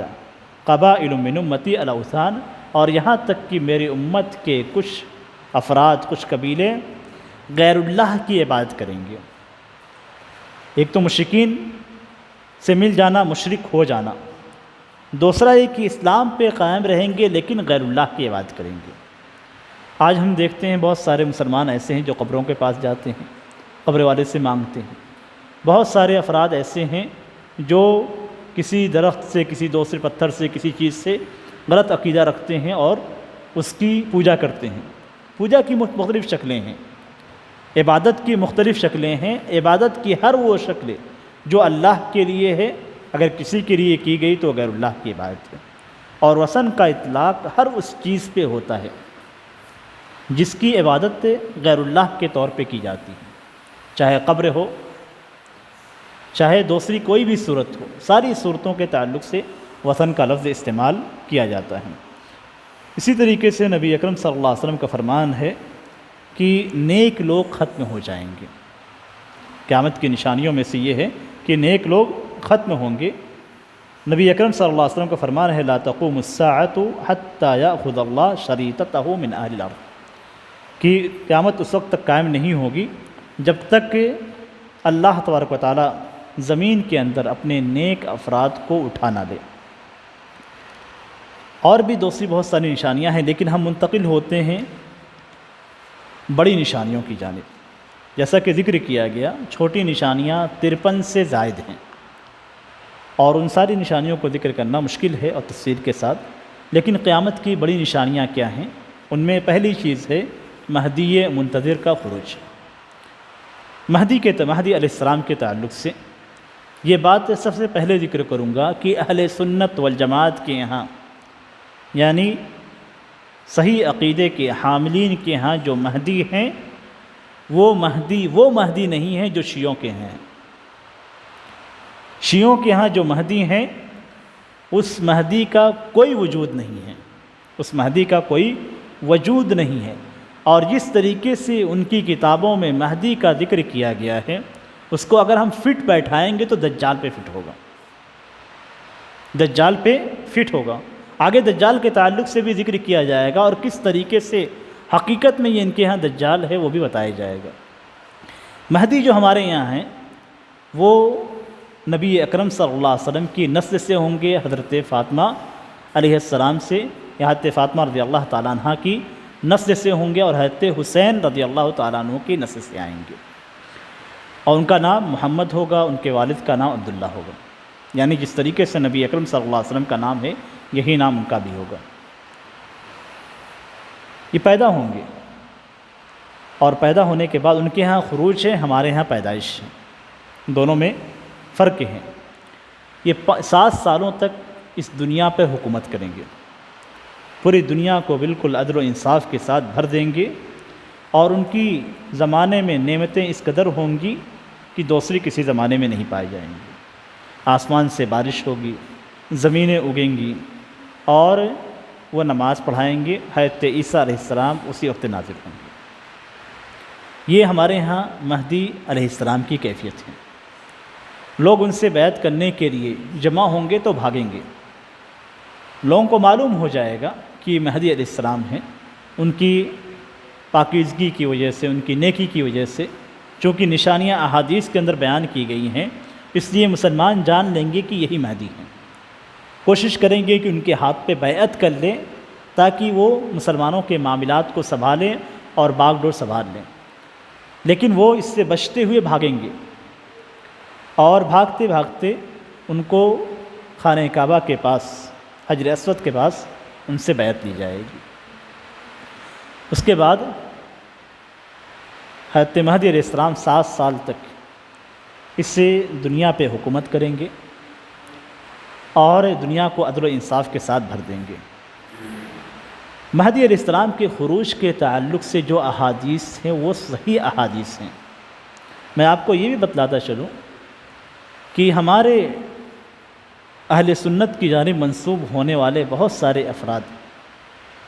ایسے ہیں جنہوں نے مہدی علیہ السلام کا انکار کیا ہے، مہدی علیہ السلام کے آنے کا انکار کیا ہے۔ حضرت مہدی علیہ السلام سے متعلق جو احادیث ہیں ان احادیث کا انکار کیا گیا ہے کہ وہ حدیثیں ان کے عقل پہ نہیں بیٹھتی ہیں۔ حقیقت تو یہ ہے کہ احادیث کا کوئی بھی تعلق براہ راست عقل سے نہیں ہے، عقل سے تعلق ہے، لیکن یہ کہ عقل کو ہم عقل کے ذریعے سے احادیث کو پرکھیں کہ صحیح ہے غلط ہے، یہ ہمارے بس کی بات نہیں ہے، بلکہ احادیث کے مطابق ہم عقل کو ڈالیں گے۔ ہماری عقل اگر احادیث کو قبول کرتی ہے تو ٹھیک ہے، اور اگر نہیں قبول کرتی ہے تو ایسی صورت میں ہم اپنی عقل کو دوش دیں گے، نبی اکرم صلی اللہ علیہ وسلم کی احادیث کو دوش نہیں دیں گے۔ اس کی 2 وجہ ہیں، ایک تو یہ کہ نبی اکرم صلی اللہ علیہ وسلم کی جانب سے جو احادیث ہم تک پہنچی ہیں وہ احادیث صحیح سند سے مروی ہیں اور اس پہ اعتبار کیا جائے گا، اور نبی اکرم صلی اللہ علیہ وسلم نے جن احادیث کی جو احادیث ہیں وہ وحی کا حصہ ہے اور وحی پہ ایمان لانا ہمارے اوپر واجب ہے۔ دوسری یہ کہ نبی اکرم صلی اللہ علیہ وسلم اگر ہم مان بھی لیتے ہیں کہ ہماری عقل کے مطابق نہیں ہے اس لیے ہم اسے چھوڑ دیتے ہیں، تو ہم یہ کہیں گے کہ نبی اکرم صلی اللہ علیہ وسلم کی جو عقل ہے وہ آپ کی عقل سے کہیں زیادہ بہتر اور اچھی ہے، اس لیے آپ نبی اکرم صلی اللہ علیہ وسلم کی عقل تک نہیں پہنچ سکتے۔ نبی اکرم صلی اللہ علیہ وسلم نے جو باتیں کہی ہیں وہ باتیں بالکل برحق ہیں، اور وہ عقل آپ کی عقل سے کہیں بہتر ہے۔ دوسری جو نشانی بیان کی گئی ہے وہ مسیح دجال کا خروج۔ مسیح دجال کے تعلق سے نبی اکرم صلی اللہ علیہ وسلم کی احادیث ہیں کہ جتنے بھی انبیاء کرام میں سے پہلے گزرے ان سارے انبیاء کرام نے اپنی قوم کو مسیح دجال سے ڈرایا ہے، اور حدیث کے اندر یہ بھی ہے کہ اگر مسیح دجال کا خروج میرے زمانے میں ہوا، میرا زندہ رہتے ہوئے ہوا، تو ایسی صورت میں تمہارے لیے کافی ہو جاؤں گا، لیکن اگر میرے بعد مسیح دجال کا خروج ہوتا ہے تو ایسی صورت میں ہر شخص سے اپنی حفاظت کرے۔ اور نبی اکرم صلی اللہ علیہ وسلم نے طریقہ ہی بتلایا، اور وہ یہ کہ سورہ کہف کی بعض روایتوں میں سورہ کہف کی شروع کی 10 آیتیں اور بعض روایات میں پیچھے کی آخر کی 10 آیتیں کے تعلق سے آپ صلی اللہ علیہ وسلم نے فرمایا کہ جس نے اسے یاد کر لیا، ایک روایت میں ہے جس نے اسے پڑھ لیا، تو ایسی صورت میں وہ دجال سے محفوظ رہے گا۔ دجال کا فتنہ سارے فتنوں میں سب سے زیادہ عظیم ہوگا، اور اس کی کیفیت ہی بڑی عجیب ہوگی۔ وہ آئے گا، آنے کے بعد آسمان سے کہے گا کہ بارش برسا تو بارش برسے گی، زمین سے کہے گا کہ اگ جا تو اگے گی،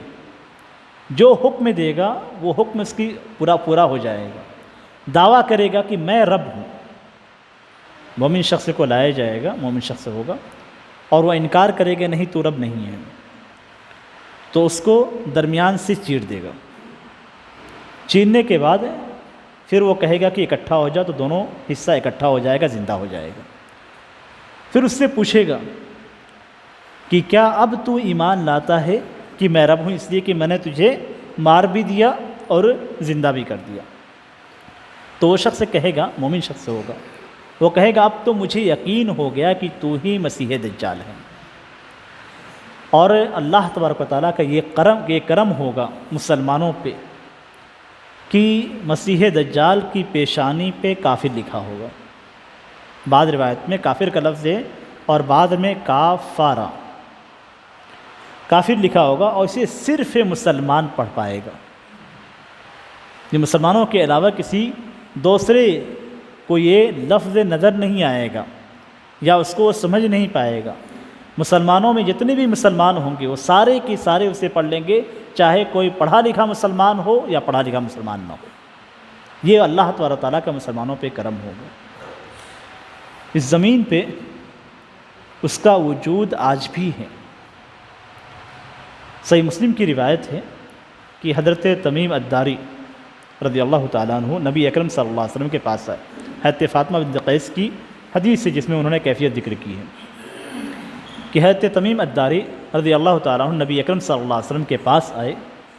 اور انہوں نے دجال کے بارے میں بتلایا۔ جو قصہ بتلایا گیا وہ تمیم الداری کے کفر کی حالت کا تھا، اس وقت مسلمان نہیں ہوئے تھے۔ اس کے بعد وہ اسلام لائے اور انہوں نے نبی اکرم صلی اللہ علیہ وسلم کو بتلایا۔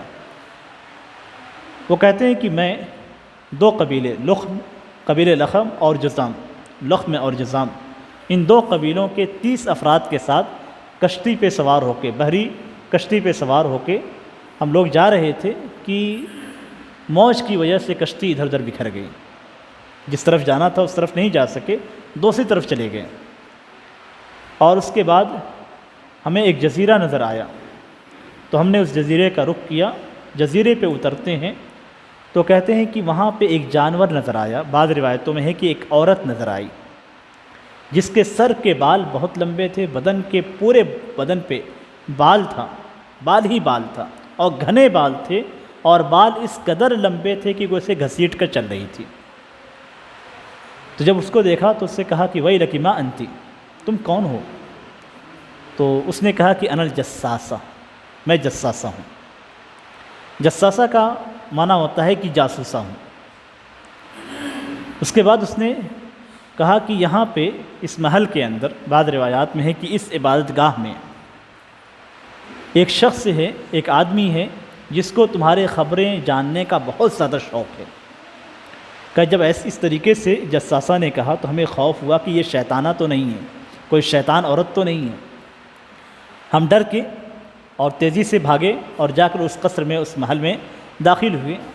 اور داخل ہونے کے بعد ہم نے دیکھا کہ ایک شخص ہے جو بہت ہی قوی الجثہ ہے۔ نبی اکرم صلی اللہ علیہ وسلم نے اس کی کیفیت بھی بیان کی ہے، جو بہت ہی بڑا ہوگا، اس کا قد تو چھوٹا ہوگا لیکن اس کا بدن بہت بڑا ہوگا، اور وہ بیڑیوں میں قید ہے، اس کے ہاتھ دونوں گردن کی جانب باندھے ہوئے ہیں اور پورے طور پہ بیڑیوں میں قید ہے اور نکلنے کے لیے، بیڑیوں سے آزاد ہونے کے لیے اچھل رہا ہے۔ اچھلنے کے بعد جب یہ لوگ دیکھے تو اس سے بات چیت ہوئی، تو اس نے کہا کہ میں دجال ہوں، میں دجال ہوں۔ اور اس نے پوچھا کہ کیا امیین کے نبی، ہمارے نبی صلی اللہ علیہ وسلم کے تعلق سے، کیا امیین کے نبی کا خروج ہو گیا ہے؟ تو انہوں نے بتلایا کہ ہاں، ان کی بعثت ہو چکی ہے، وہ اس وقت ظاہر ہو چکے ہیں۔ پھر اس کے بعد وہ سوال کرتا ہے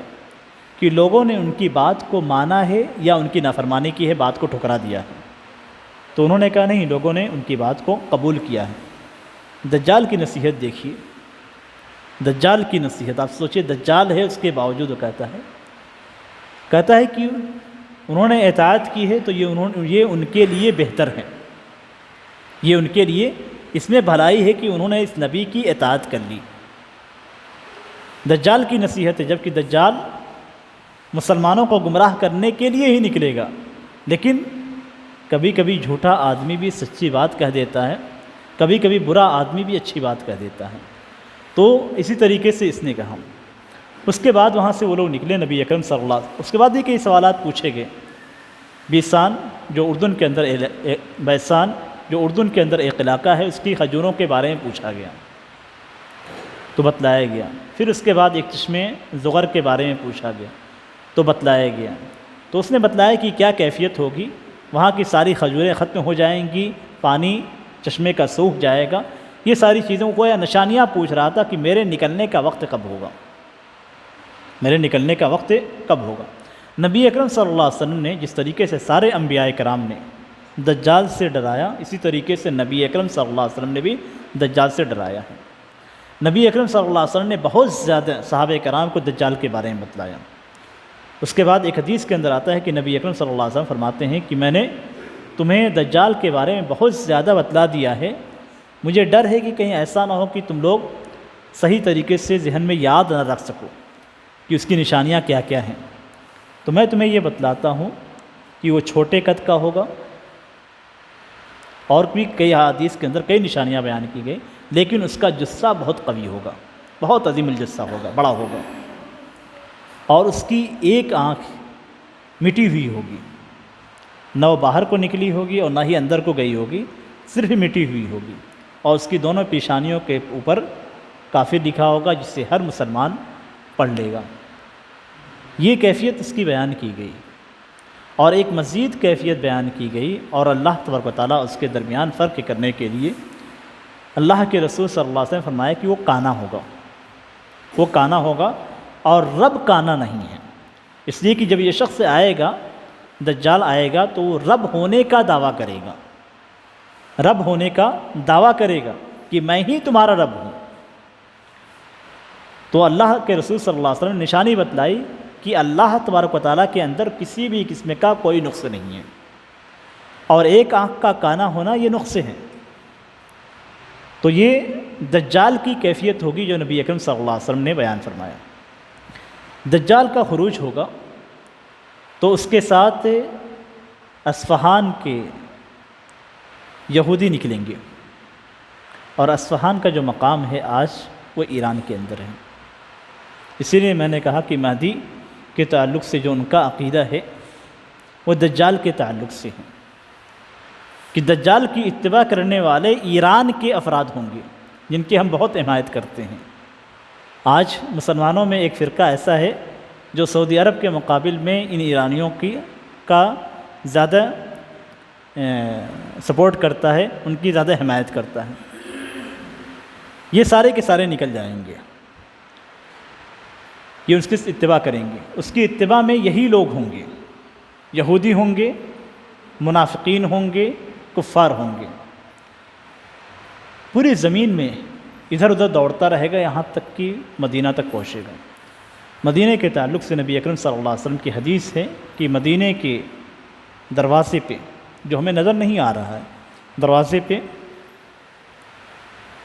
فرشتے مقرر ہیں، جب وہ داخل ہونے کی کوشش کرے گا تو تلوار سونت کر کھڑے ہو جائیں گے، پیچھے ہٹ جائے گا۔ اس درمیان مدینے کے اندر 3 جھٹکے آئیں گے، 3 زلزلے آئیں گے، اور مدینے کے اندر جتنے افراد ہوں گے جو غیر مومن ہوں گے سب کے سب نکل کر جا کر اس کے پاس پہنچ جائیں گے۔ تو آج بھی مدینے کے اندر اس طرح کے افراد موجود ہیں جو بظاہر صحیح عقیدے کے حامل نظر آتے ہیں۔ اپنے پرانے ہندوستانیوں کی بات کر رہا ہوں، میں عرب کی بات نہیں کر رہا ہوں۔ جو بدعقیدہ قسم کے افراد موجود ہیں آج بھی، یہاں سے سعودی عرب گئے، وہیں بسے، وہیں کی نیشنلٹی لی، اور ان کے اندر آج بھی بدعقیدگی موجود ہے۔ آج بھی وہ قبروں کے پاس جا کر قبر والے سے مانگتے ہیں، آج بھی وہ نبی اکرم صلی اللہ علیہ وسلم کے قبر کے پیچھے بیٹھ کر کشف و مراقبہ کرتے ہیں، اور یہ مشاہدے کی بات بتائی جا رہی ہے، اور نام بھی جانتے ہیں۔ ایسا نہیں ہے کہ اسی طریقے سے سنی سنائی باتیں، اپنی آنکھوں سے دیکھی بات بتا رہا ہوں کہ آج بھی یہ چیز پائی جاتی ہے، اور ان کی جب ہسٹری نکالی جاتی ہے تو اصل انڈین نکلتے ہیں۔ کہنے کا مقصود یہ ہے کہ اس طرح کے منافقین مدینے کے اندر موجود ہوں گے، اور منافقین جب جھٹکے لگیں گے تو یہ منافقین پورے کی پورے نکل جائیں گے، اور جو بظاہر اسلام لائے ہوئے نظر آئیں گے وہ سب کے سب نکل چکے ہوں گے، اور نکلنے کے بعد دجال کی اتباع کریں گے۔ فتنہ اتنا شدید ہوگا کہ آدمی اپنے گھر کے افراد کو بیڑیوں میں باندھ کے رکھے گا کہ کہیں اس کی اتباع نہ کر لیں۔ اتنا شدید ہوگا کہ اپنے بیٹوں کو، اپنے بیویوں کو، اپنے بچیوں کو وہ بیڑی لگا کے، لوہے کی بیڑیاں پہنا کے گھر میں باندھ کے رکھے گا۔ یہ اتنا شدید فتنہ ہوگا، اسی لیے نبی اکرم صلی اللہ علیہ وسلم نے اس سے منع کیا ہے۔ نبی اکرم صلی اللہ علیہ وسلم نے فرار اختیار کرنے کا حکم دیا ہے۔ ہم ہر نماز میں اس کے فتنے سے پناہ مانگتے ہیں۔ ہر فرض نماز کی آخری رکعت میں جب ہم پناہ مانگتے ہیں تو ایک فتنہ مسیح دجال کا بھی ہوتا ہے۔ یہ فتنے اتنے شدید ہوں گے کہ آدمی کو یقین رہے گا کہ وہ مومن ہے، آدمی بالکل یقین ہے۔ آج ہمارا عقیدہ صحیح رہتا تو ہمیں یقین ہوتا ہے کہ ہم بھڑ جائیں گے کسی سے بھی۔ آدمی یقین رہے گا کہ مومن ہے، پختہ مومن ہے، اس کے پاس ایمان ہے، صحیح ایمان ہے، صحیح عقیدہ ہے، اور وہ جب جائے گا دجال کے پاس تو اتنے شبہات اس کے پاس ہوں گے، اتنے طریقے اس کے پاس ہوں گے کہ اس کا سارا ایمان ختم ہو جائے گا، اور اس کا پیچھا کر بیٹھے گا، اس کے ساتھ لگ جائے گا۔ اسی لیے ہمیشہ مقابلہ کرنے کے بجائے، شبہات سے مقابلہ کرنے کے بجائے، ہمیں شبہات کا جب تک صحیح طور پہ جواب معلوم نہ ہو، ہم شبہات کو سنے بنا، اور نہ ہی اس طرح کی محفلوں میں ہم شریک ہوں جہاں صحیح عقیدے کے بارے میں شک و شبہ ڈالا جاتا ہے۔ اس کا واقعہ کیا ہوگا کہ حضرت عیسیٰ علیہ السلام جب نازل ہوں گے تو نازل ہونے کے بعد دجال کا پیچھا کریں گے، پیچھا کرتے کرتے اسے باب لد، فلسطین کے اندر باب لد کے مقام پہ اسے پکڑیں گے اور قتل کر دیں گے۔ اس کے ساتھ اس فتنے کا پورا خاتمہ ہو جائے گا۔ اب اس سے بچنے کے جو طریقے ہیں وہ یہ کہ مکہ اور مدینے کے اندر دجال داخل نہیں ہو سکتا، اس لیے اگر کسی کو یہ چیز مہیا ہو تو اسے مکہ اور مدینے کے اندر رہائش اختیار کرنی چاہیے، اور جس کو اس کے لیے مہیا نہ ہو تو ایسی صورت میں نماز کے اندر جس طریقے سے وہ اللہ تبارک تعالیٰ سے پناہ طلب کرتا ہے، ایسے ہی دیگر اوقات میں بھی اللہ تبارک تعالیٰ سے پناہ طلب کرے دجال کے فتنے سے، اور اسی طریقے سے سورۃ الکہف کی تلاوت شروع کی آیات کی یا پیچھے کی 10 آیات کی وہ ہمیشہ کرتا رہے تاکہ اللہ تبارک تعالیٰ اسے اس فتنے سے محفوظ رکھے۔ اسی طریقے سے ہم جو نشانیاں پاتے ہیں اس میں حضرت عیسیٰ علیہ السلام کا نزول ہے۔ حضرت عیسیٰ علیہ السلام دمشق کی مسجد کے سفید مینارے پہ نازل ہوں گے، 2 فرشتے ہوں گے، ان کے پروں پہ بیٹھ کے وہاں پہ وہ نازل ہوں گے، اور حضرت مہدی علیہ السلام اس وقت نماز پڑھا رہے ہوں گے۔ جب وہ پہنچیں گے تو حضرت مہدی علیہ السلام پیچھے ہٹنے کی کوشش کریں گے کہ میں پیچھے ہٹ جاؤں، نبی آئے ہوئے ہیں تو وہ نماز پڑھائیں، لیکن حضرت عیسیٰ علیہ السلام انہیں روک دیں گے، اور اس طریقے سے حضرت عیسیٰ علیہ السلام حضرت مہدی علیہ السلام کے پیچھے نماز ادا کریں گے۔ جب حضرت عیسیٰ علیہ السلام آئیں گے تو نبی ہونے کی حیثیت سے نہیں آئیں گے، یہ بہت اہم چیز ہے۔ کہ حضرت عیسیٰ علیہ السلام جس وقت ظاہر ہوں گے تو نبی ہونے کی حیثیت سے نہیں کہ وہ اپنی نبوت کا اظہار کریں اور اپنی شریعت کے مطابق لوگوں کو بتلائیں، بلکہ اس وقت حضرت عیسیٰ علیہ السلام ایک امتی کی حیثیت سے ہوں گے۔ حدیث کے اندر آتا ہے کہ کہ حضرت عیسیٰ علیہ السلام شریعت کے مطابق، اسلامی شریعت کے مطابق فیصلہ کریں گے اور پوری دنیا کو عدل اور انصاف سے بھر دیں گے۔ یہ حضرت عیسیٰ علیہ السلام کا خروج ہوگا، اور حضرت عیسیٰ علیہ السلام کے زمانے میں کئی چیزیں آئیں گی، اور اس میں یہ کہ اس وقت اسلام کا بول بالا ہوگا اور ہر جگہ اسلام پھیل جائے گا۔ پھر صرف دو صورتیں ہوں گی، یا تو اسلام میں داخل ہوں یا پھر ختم کر دیا جائے، اس کے علاوہ کوئی تیسری صورت زمانے کے اندر موجود نہیں ہوگی۔ اسی طریقے سے یاجوج اور ماجوج کا خروج ہوگا، جس کا ذکر قرآن مجید کے اندر بھی موجود ہے اور احادیث کے اندر بھی اس کا ذکر موجود ہے، اور یہ انسانوں کی ایک قوم ہے۔ ایسا نہیں ہے کہ کوئی نئی قوم ہوگی جو زمین کے اندر پیدا کی جائے گی اور نئے طریقے سے ہوں گے، بلکہ یہ انسانوں کی ایک قوم ہوگی،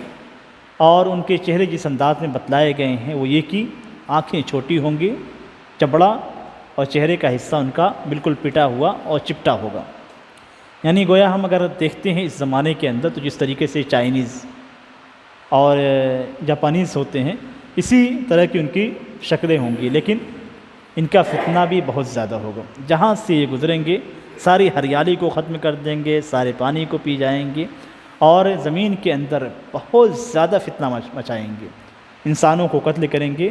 یہاں تک کہ لوگ پریشان ہو جائیں گے۔ تو پھر اس کے بعد اللہ تبارک و تعالیٰ ان کے اوپر ایک ہوا بھیجے گا، اور اس ہوا کے ذریعے سے یہ ہوائیں ان کے ناکوں تک پہنچیں گی، یا آپ کہیں کہ ایک بیماری بھیجے گا، یہ بیماریاں ان کے ناکوں میں پہنچیں گی، ان کے بدن کے حصے میں پہنچیں گی، اور اس سے وہ مر جائیں گے۔ مرنے کے بعد ان کی بدبو سے پورا علاقہ، پوری دنیا بالکل بدبو سے پھیل جائے گی اور برداشت کے قابل نہیں ہوگی۔ پھر اللہ تبارک و تعالیٰ بارش نازل کرے گا اور ان کا صفایا ہو جائے گا۔ قیامت کی جو نشانیاں ہیں ان میں جو نشانی بیان کی گئی ہے وہ یہ کہ 3 جگہوں پہ زمینیں دھس جائیں گی۔ 3 جگہیں ایسی ہوں گی جہاں پہ زمینیں دھس جائیں گی۔ زمینیں دھسنے کا مطلب یہ کہ وہاں جتنے بھی افراد رہیں گے وہ زمین کے ساتھ زمین کے اندر دب جائیں گے، پوری زمینیں دھس جائیں گی۔ حضرت حذیفہ بن اسید رضی اللہ تعالیٰ عنہ کی حدیث ہے کہ رسول اللہ صلی اللہ علیہ وسلم فرمایا کہ قیامت اس وقت تک قائم نہیں ہوگی جب تک کہ 10 نشانیاں نہ پیدا ہو جائیں، 10 نشانیوں کا ظہور نہ ہو جائے۔ نبی اکرم صلی اللہ علیہ وسلم نے اس میں ذکر کیا کہ ایک مشرق کے اندر زمین کا دھسنا ہوگا، دوسرا مغرب کے اندر، اور تیسرا جزیرے عرب کے اندر۔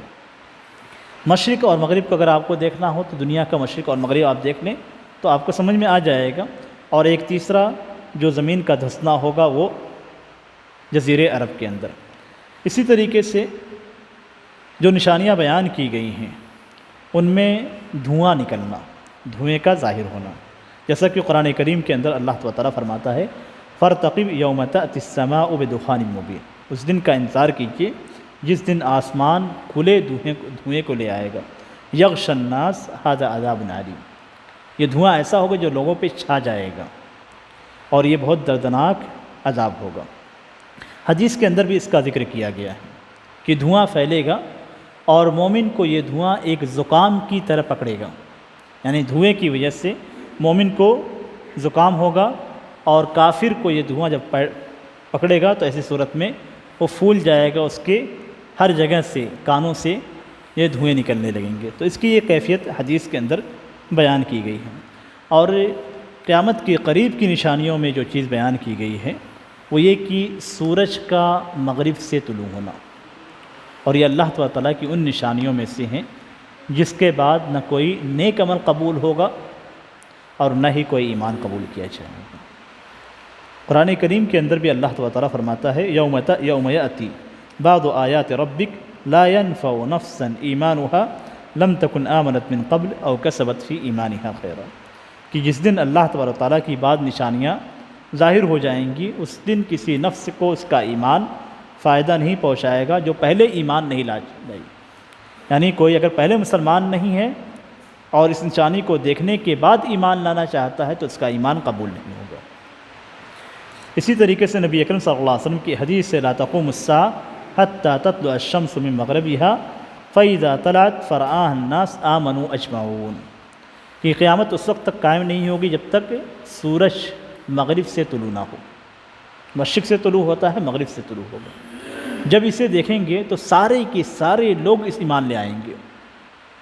لیکن کسی کو کوئی ایمان، اس کا ایمان فائدہ نہیں پہنچائے گا۔ مومن ہے تو اس کا ایمان فائدہ پہنچائے گا،